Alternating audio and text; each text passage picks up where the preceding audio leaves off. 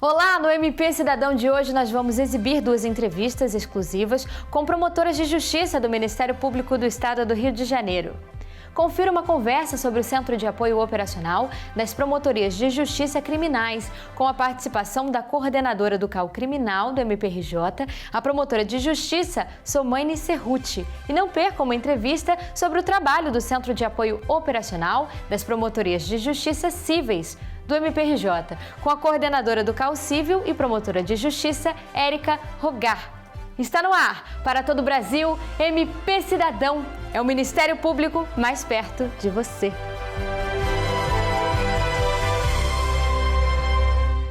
Olá, está no ar mais um MP Cidadão.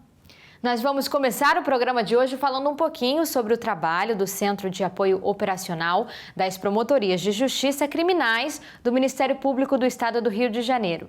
Para isso, vamos contar com a participação da coordenadora do CAU Criminal do MPRJ, a promotora de Justiça Somaine Cerruti. Olá, doutora Somaine, é um prazer recebê-la no nosso MP Cidadão. Muito obrigada pela participação em nosso programa. Olá, Juliana, é sempre um prazer vir aqui ao MP Cidadão. Adoro estar com vocês, é muito importante a gente passar tudo que o Ministério Público faz para a nossa população. Bom, doutora, eu inicio essa entrevista perguntando primeiramente para a senhora, se a senhora puder explicar o que é o CAU Criminal do MPRJ, o que ele faz, doutora, como ele funciona? A coordenação criminal, o CAU Criminal, é o Centro de Apoio Operacional. Ele é direcionado, inicialmente, às promotorias de justiça criminal do Estado. No Estado do Rio de Janeiro, nós temos cerca de 300 promotorias com atribuição criminal. Essa atribuição criminal pode ser de investigação, ligadas ao processo de conhecimento, aqueles que trabalham junto a um juiz, no processo normal, tem as promotorias de execução penal, a gente tem as promotorias de GCRIM, de júri. Então, todas elas estão, digamos, no guarda-chuva do CAU Criminal, e o trabalho desses promotores é o que a coordenação criminal procura facilitar no dia a dia. Para isso, a gente tem contato com outras instituições, a gente procura se antecipar às necessidades do que eles vão precisar no dia a dia, fazendo uma nota técnica ou conversando com outros estados, com outros CAUs criminais para saber soluções que outros colegas em outros lugares já conseguiram para conseguir transplantar isso para cá e facilitar. Enfim, é uma gama gigantesca de atribuições, mas que procuram facilitar a vida das promotorias de justiça com atuação na área criminal. Certo, doutora. E a senhora poderia destacar as principais iniciativas do CAU Criminal junto aos promotores de justiça? Quando nós assumimos na gestão do Dr. Eduardo Gussi em 2017, uma das primeiras coisas que a gente fez no CAU Criminal foi pensar em grupos de estudos para conversar com os promotores que estão na ponta sobre o que eles pensam, sobre o que eles precisam. A gente começou com alguns grupos temáticos. O primeiro grupo que a gente fez foi o grupo de vítimas de crimes violentos. A gente queria conversar com os promotores criminais para saber como era a atenção dessas vítimas, como é que elas estavam sendo tratadas no processo, qual a estrutura necessária, porque a vítima durante muito tempo foi vista apenas como uma testemunha diferenciada no processo criminal, apenas como o fonte de alguma prova que se traz para o processo. Mas, ao contrário disso, a gente tem que agasalhar a vítima. Então, a gente procura em estruturas dentro da nossa própria instituição algum auxílio nisso. Nós temos o CEMEAR, que é o Centro de Métodos e Autocompositivos do Ministério Público, que tem uma Câmara de Valorização da Vítima. Então, a gente procurou trabalhar com eles e trabalhar com os colegas. Desse grupo de estudos, que durou mais de um ano, a gente tirou um enunciado no grupo no primeiro encontro, promotores e procuradores de justiça compareceram, e ao final a gente procurou tirar algum produto disso. A gente conseguiu fazer alguns cartazes que a gente colocou nas delegacias e nos fóruns, explicando para as vítimas algumas das suas principais os principais pontos que eles têm que saber, direitos e deveres. E a ideia seria fazer quase que como uma cartilha, mas uma cartilha que fosse totalmente digital. Então, a gente gravou pequenos vídeos também explicando em detalhes o que estava colocado ali. Isso teve tão boa repercussão que a gente passou isso para colegas de outros estados através do GNC-CRIM, que é o Grupo Nacional de Coordenadores Criminais, e outros estados como o Distrito Federal, por exemplo, fez uma campanha grande em cima do nosso trabalho, porque a gente passou tudo para eles fazerem da mesma forma. A gente fez um outro grupo para falar sobre a investigação, técnicas de investigação. E em determinado momento a gente decidiu parar de nominar os grupos e apenas fazer grupos de estudo, com temas diferenciados, às vezes trazendo alguém de fora, às vezes pegando a prata da casa. A gente tem colegas excepcionais aqui para falar para os outros e para a gente sentar e conversar. Isso tudo, mesmo durante a pandemia, a gente tem conseguido manter. Ou seja, esse intercâmbio para ver o que a ponta está precisando e o que a gente pode fazer por eles. São vários trabalhos que a gente fez durante esse tempo, muitos ligados a esse grupo que eu acabei de mencionar, o Grupo Nacional de Coordenadores Criminais, que foi criado como um braço do CNPG. Isso foi criado nessa última gestão, na gestão que antecedeu essa de agora. Então, eu agradeço muito ao Gussen e ao Marfan, que tiveram uma atuação decisiva na criação desse grupo. E esse grupo permitiu que a gente trabalhasse o pacote anticrime, mesmo antes dele ser trazido à luz como uma legislação, enquanto ele ainda estava passando no Congresso. A gente tem trabalhado junto ao Congresso Nacional em razão dos estudos que estão sendo feitos para um novo Código de Processo Penal. Tudo isso a gente traz para facilitar a vida do promotor no dia a dia aqui. Nós falamos das iniciativas junto aos promotores de justiça. Agora, quais os projetos do CAU Criminal merecem destaque? Olha, tem quase tudo que a gente faz ou diretamente com os promotores ou ligados a outras instituições. Uma coisa que a gente conseguiu mudar bastante é o Provita, que é o Programa de Proteção à Vítima e Testemunha. Essa foi uma alteração significativa, porque quando a gente chegou, o Provita já existia, o Ministério Público já acompanhava. Mas a gente fez um convênio com a CSI, a nossa CSI, porque assim isso vai continuar depois, para poder fazer uma avaliação dessas vítimas e testemunhas que vão entrar. A gente tem outros projetos que a gente faz junto com outros CAUs também. Por exemplo, com o CAU Saúde, com o CAU Educação, a gente tem a CAAC, que é o Centro de Atendimento à Criança e ao Adolescente Vítima de Crimes Sexuais. Havia só um no estado inteiro, que era aqui na capital. A gente já conseguiu que outro fosse feito, no Adão Pereira Nunes, em Caxias, e tem mais dois, um que já está quase pronto e outro que está sendo discutido. São projetos que a gente procura levar para facilitar tudo aquilo que o promotor vai precisar na ponta e também a sociedade. As vítimas de crimes sexuais, crianças e adolescentes, me parece que são as vítimas mais sensíveis que a gente pode ter numa vara criminal. São essas que a gente tem procurado atender de uma forma melhor com o programa. E vítimas e testemunhas que precisam entrar no Provita são aquelas que vão nos dar no processo as melhores informações nos casos que são mais difíceis obtê-las de outras formas, a não ser com pessoas que estivessem mais próximos ou morassem no local dos fatos e que por isso mesmo ficam com a sua segurança em risco. Então, o Provita e o CAAC foram dois projetos aos quais a gente se dedicou bastante. A gente também, na área de violência doméstica, procura ampliar todos os atendimentos e trabalhar com toda a rede de proteção. Então, são vários focos que a gente está procurando atender na forma de atender melhor tanto os nossos promotores quanto a sociedade que espera da justiça na área criminal uma resposta mais célere e mais humana. Bom, a senhora falou muito dessa atual gestão, né? A senhora poderia destacar os principais desafios e as maiores conquistas do CAU Criminal durante essa gestão? Olha, os desafios, eles eram gigantescos e continuam muito grandes. Acho que ninguém imaginou que a gente ia ter que passar por uma pandemia no meio dessa gestão, no fim quase dessa gestão. Então, eu acho que foi muito feliz a administração em estar no meio de um movimento para melhorar as nossas condições de trabalho com notebooks, com todas as estruturas que a gente precisasse. Com isso, embora nos primeiros momentos a gente tivesse ficado meio que paralisado, porque a justiça como um todo sempre foi programada para trabalhar presencialmente. A ideia é que o juiz e promotores têm que estar lá no gabinete, atendendo ao público, fazendo as audiências. A ideia de juiz, promotores e serventuários das duas instituições trabalhando em casa era impensável antes dessa pandemia. E sem que a gente tivesse a estrutura para conseguir trabalhar em casa, especialmente os novos notebooks que a gente recebeu, isso permitiu que a gente conseguisse tudo que a gente fazia por reuniões presenciais, fazer por reuniões online. Permitiu que a gente tivesse maior facilidade, inclusive para transmitir peças para o judiciário. Além dos notebooks, a gente recebeu, todos os promotores recebemos um 3G, um 4G, aliás, que é uma forma de, se a gente tiver até sem internet em casa, ter forma de continuar trabalhando.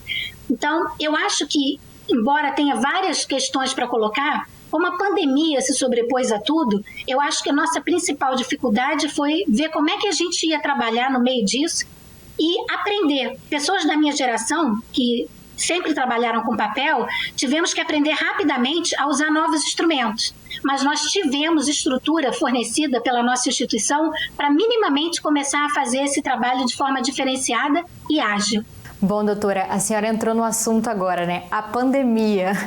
Houve algum trabalho em especial desenvolvido pelo CAU Criminal durante esse período específico de pandemia? Olha, nesse período específico de pandemia, a gente fez vários trabalhos para conseguir criar uma nova forma para fazer o que a gente sempre fez.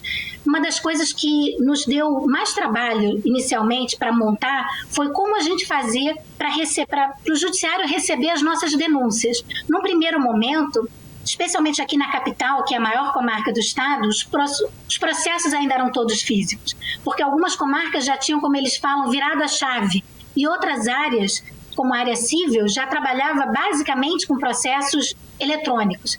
Mas na área criminal nós trabalhávamos praticamente tudo com processo físico, fora algumas comarcas do interior. Então foi muito difícil, mas foi um trabalho feito em conjunto com outras instituições, especialmente com o Tribunal de Justiça.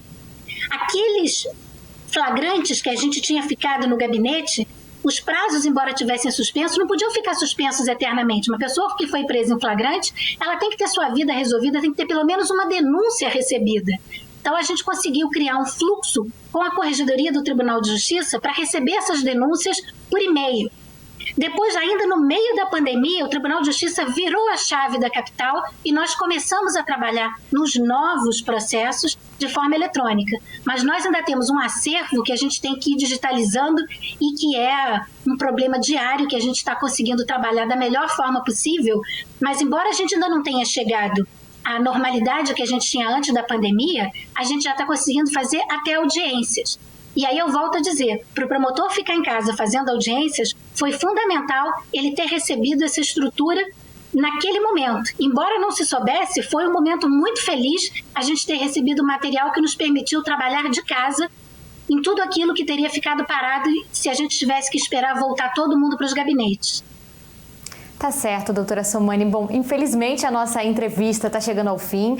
Antes da gente finalizar, eu gostaria de agradecer novamente pela sua participação aqui no nosso programa e pedir que a senhora faça as considerações finais. Olha, chegando quase ao final de uma administração, eu queria dizer que foi um grande prazer servir a minha instituição na coordenação criminal. Eu aprendi muito, é um trabalho que a gente não está preparado, a gente faz concurso para promotor, então a área administrativa, quando a gente nunca tinha passado por ela antes, é uma área desconhecida, mas que nos permite um grande leque de atribuições. Eu gostaria de chegar ao final tendo conseguido de alguma forma ajudar os meus colegas que estão na ponta, no front, onde eu sempre estive antes de ter vindo para cá, a ter um trabalho mais facilitado, a que a gente consiga fazer com que eles não precisem ficar correndo atrás de determinados dados que a gente pode passar para eles, especialmente esse contato com outras instituições que às vezes é muito dificultado. A gente consegue muitas vezes entregar para o promotor rapidamente um celular do comandante do batalhão, do delegado que acabou de mudar e ele ainda não tem, repassar tudo que está sendo discutido no Congresso Nacional para levar de volta e brigar lá por eles. Essa estrutura que o Ministério Público tem em Brasília nos permite fazer isso. Então, quero dizer que foi um grande prazer ter essa passagem pela administração e ter podido servir a minha instituição e o meu Estado. Muito obrigada, doutora Somani. Agora o MP Cidadão vai para um rápido intervalo e na volta nós temos uma entrevista exclusiva com a promotora de justiça Érica Rogar. Não saia daí!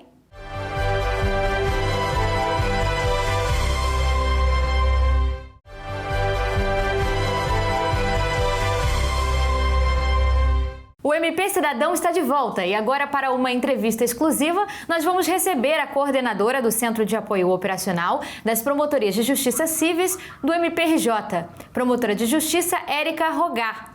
Olá, doutora Érica, seja muito bem-vinda ao MP Cidadão. Muito obrigada pela presença em nosso programa. Olá, Juliana. Eu que agradeço a oportunidade de estar aqui para, enfim, apresentar o trabalho do Calcívio. Nós que agradecemos a presença da senhora no nosso programa. Bom, doutora Érica, para iniciarmos, eu gostaria que a senhora explicasse um pouquinho para os nossos telespectadores o que é o Calcívio, quais atribuições desse Centro de Apoio Operacional. O Centro de Apoio às Promotorias Cíveis funciona no suporte àquelas promotorias que atuam na tutela individual. São processos em que o MP funciona como fiscal da ordem jurídica, porque há uma pessoa menor ou vulnerável como uma das partes, ou porque há interesse público ou social. Então, basicamente, as promotorias vinculadas ao Centro de Apoio Cível são as de família, de registro civil, as cíveis residuais, as de fazenda pública, as de massas falidas e de fundações. Certo, doutora. Ainda sobre a atuação do Calcívio, quais são as iniciativas junto aos promotores de justiça que a senhora acha importante ressaltar? Então, Juliana, acho importante estabelecer linhas de atuação que já deram certo, que já apresentaram um resultado eficaz, efetivo e eficiente para a sociedade. Estabelecer boas práticas de atuação e fomentar a capacitação dos promotores naquelas matérias onde se verifica um grande impacto social. Agora, quanto aos projetos, doutora, quais são aqueles projetos do Calcívio que a senhora destaca? Então, o projeto antigo, já no Centro de Apoio, é o projeto Em Nome do Pai. Quando uma criança se encontra em situação de subregistro, ela só foi registrada no nome do pai ou da mãe, então nós temos um convênio com o laboratório de DNA para fazer gratuitamente o exame de DNA e encerrar essa questão da paternidade ou da maternidade para que ambos os pais figurem no registro de nascimento da criança.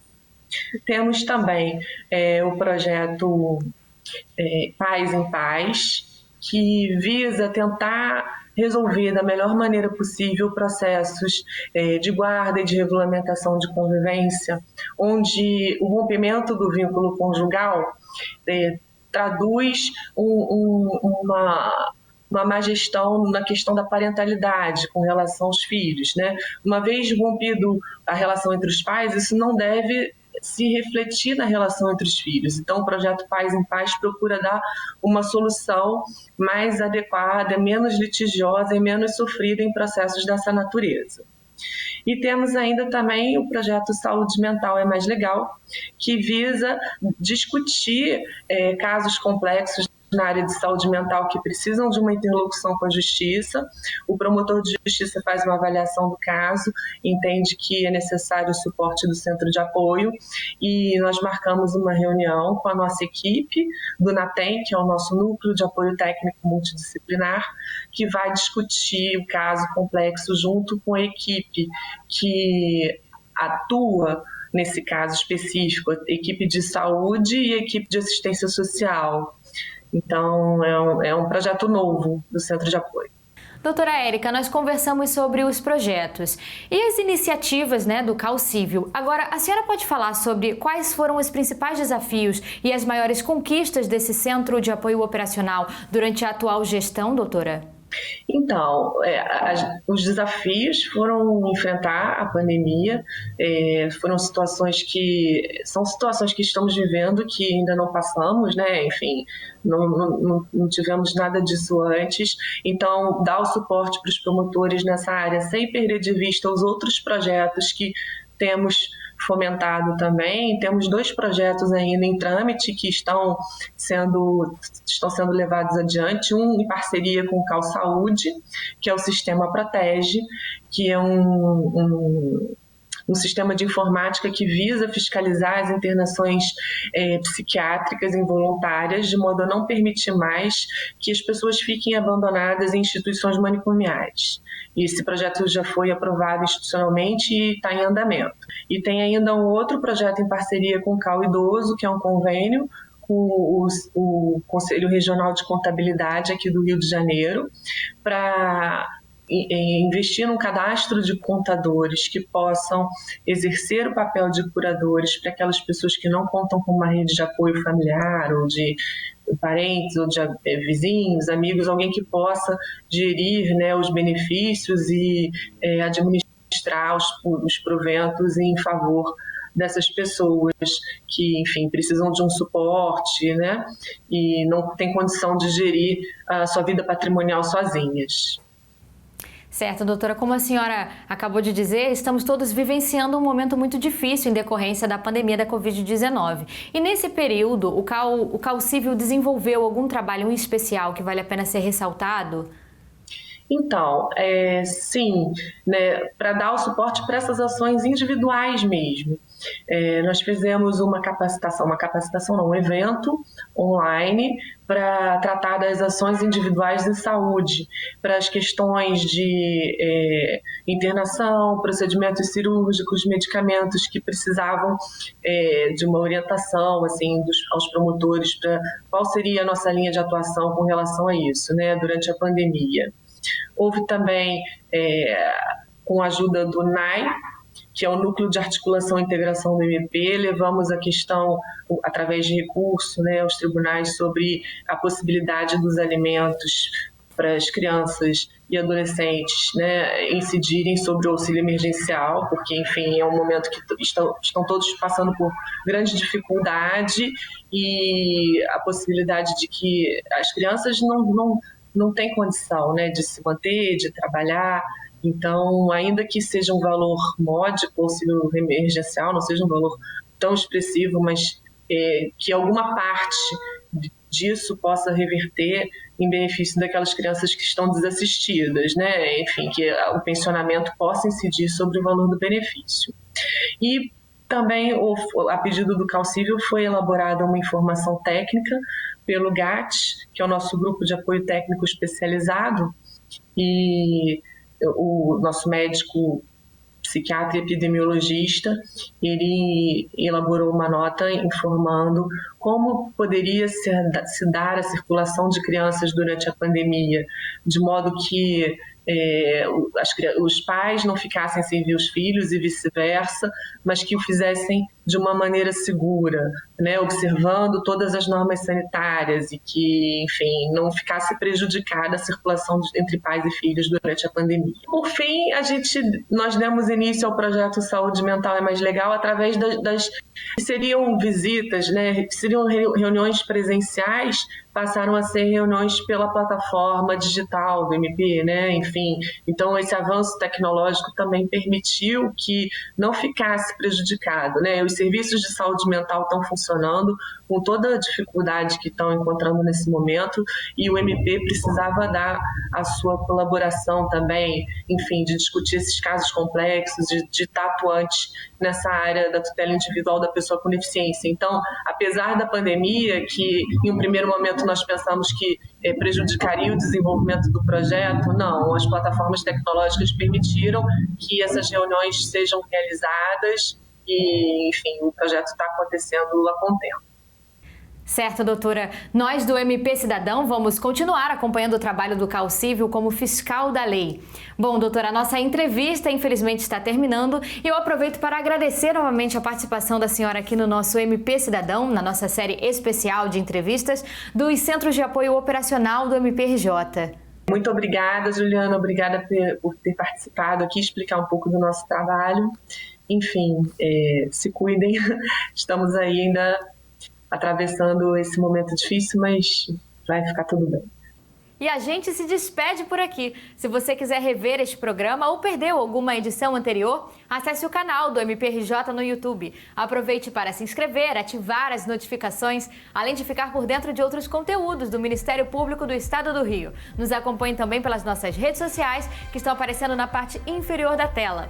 O MP Cidadão também está disponível em podcast. Acesse pelas plataformas Deezer, Spotify ou iTunes. Eu aguardo vocês na semana que vem.